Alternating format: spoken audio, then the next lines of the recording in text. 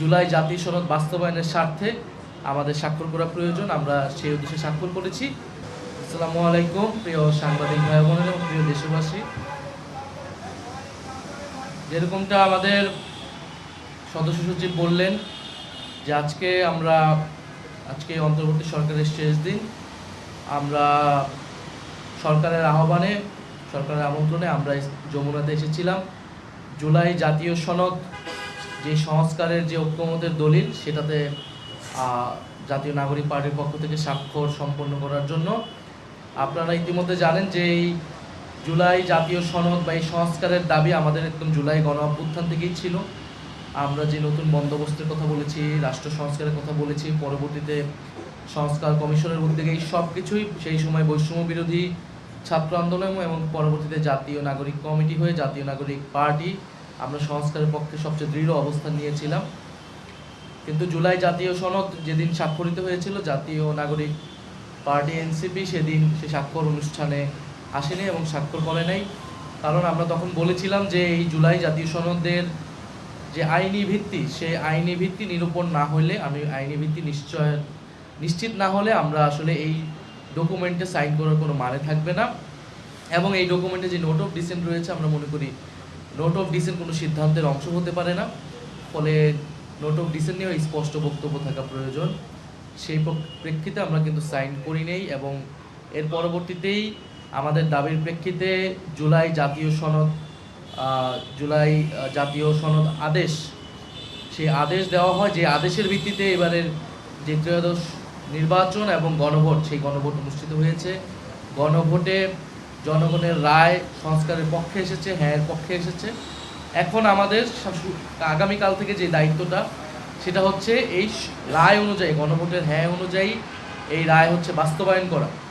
আমরা জাতীয় নাগরিক পার্টি এনসিপি কিন্তু নির্বাচনে অংশগ্রহণ করেছি, সংসদে যাচ্ছি এই জুলাই জাতীয় সনদ এবং এই যে সংস্কারের আকাঙ্ক্ষা, সেটা বাস্তবায়ন করার জন্য। এটাই আমাদের ম্যান্ডেট, জনগণ আমাদেরকে এই ম্যান্ডেট দিয়েছে।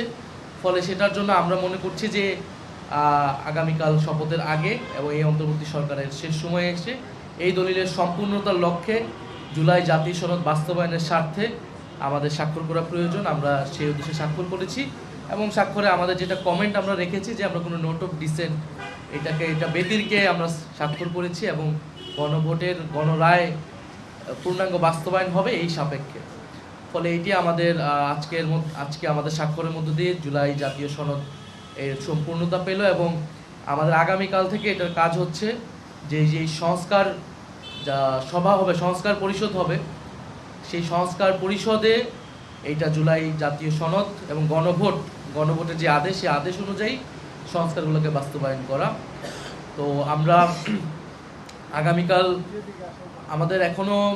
আমাদেরকে আনুষ্ঠানিকভাবে জানানো হয়নি, কিন্তু আমরা আইন উপদেষ্টা এবং সংসদ বিভাগের যিনি সচিব রয়েছেন তার সাথে অনানুষ্ঠানিকভাবে কথা বলে জেনেছি যে আগামীকাল 2টি শপথ অনুষ্ঠিত হচ্ছে এবং এটাই হওয়ার কথা। যে কারণ এই গণভোটের আদেশে খুব সুস্পষ্টভাবেই লেখা আছে যে যারা নির্বাচিত হবেন, নির্বাচিত প্রতিনিধিরা জাতীয় সংসদের সদস্য হবেন এবং সংস্কার পরিষদের সদস্য হবেন একই সাথে।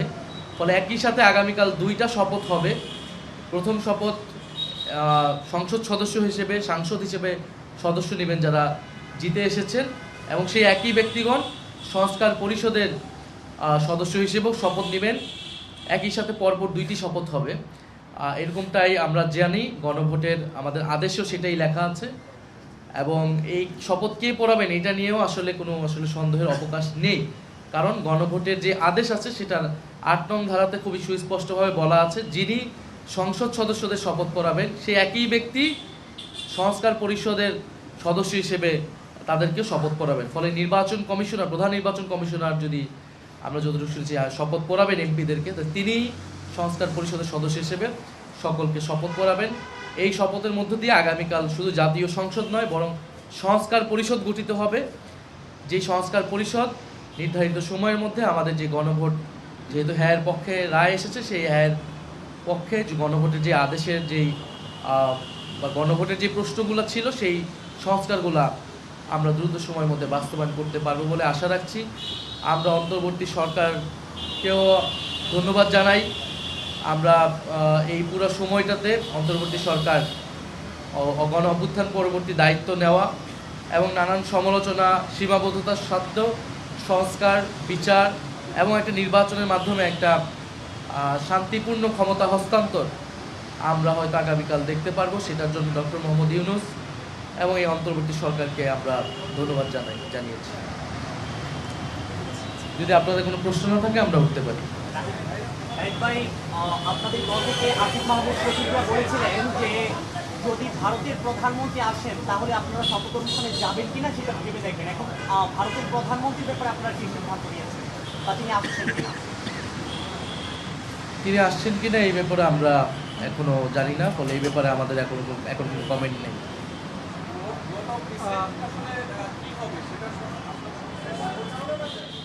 নোট অফ ডিসেন্টের মীমাংসা গণভোটের মাধ্যমে হয়ে গিয়েছে।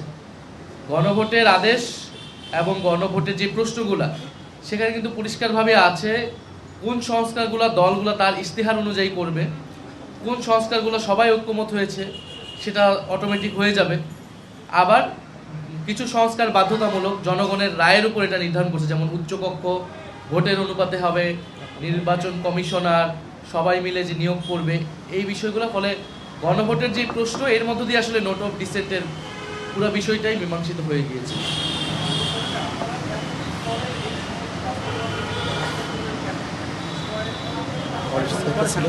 না, এটা তো আমি আমার বক্তব্য পরিষ্কার করেছি। আমরা যেই সময় এটা স্বাক্ষরিত হয়েছিল সেটা শুধুই কেবল একটি ডকুমেন্ট ছিল, এটার কোনো আইনি ভিত্তি ছিল না।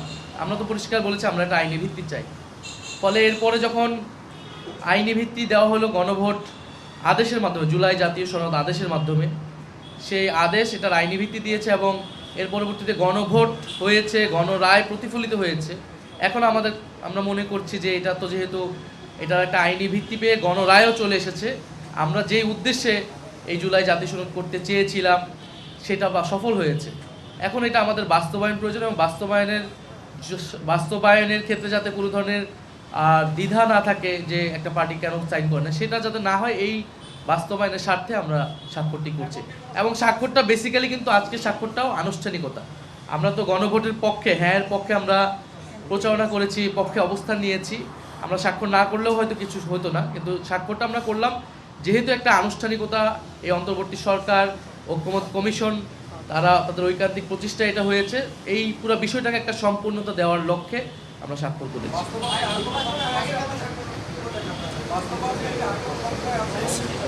না, বাস্তবায়ন নিয়ে আর কোনো সংশয়ের আমরা দেখছি না, কারণ এই নির্বাচনের ভিত্তিটাই হচ্ছে গণভোট এবং গণভোটের ভিত্তি হচ্ছে জুলাই জাতীয় সনদ আদেশ।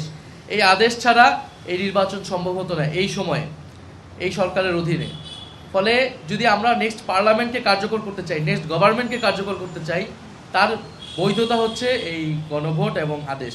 ফলে সেই আদেশকে মানতে হলে অবশ্যই আপনাকে গণভোটের যেই গণরায় এসেছে সেই রায়কে বাস্তবায়ন করতে হবে।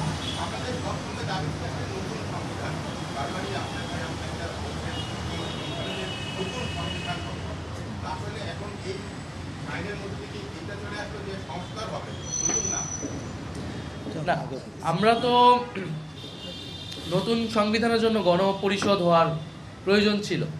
ফলে গণপরিষদ নির্বাচন তো হয়নি, এটা সংস্কার পরিষদ হচ্ছে।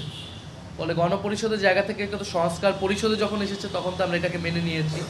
যেহেতু সবগুলা অন্যান্য দল এবং একটা ঐক্যমত্যের স্বার্থে আমরা মনে করছি যে সংবিধানের গুরুত্বপূর্ণ সংস্কারগুলো নিয়েই আমাদেরকে এই সময়টাতে আগাতে হবে, এই অর্জনটুকু নিয়ে আমাদেরকে সামনের দিকে আগাতে হবে।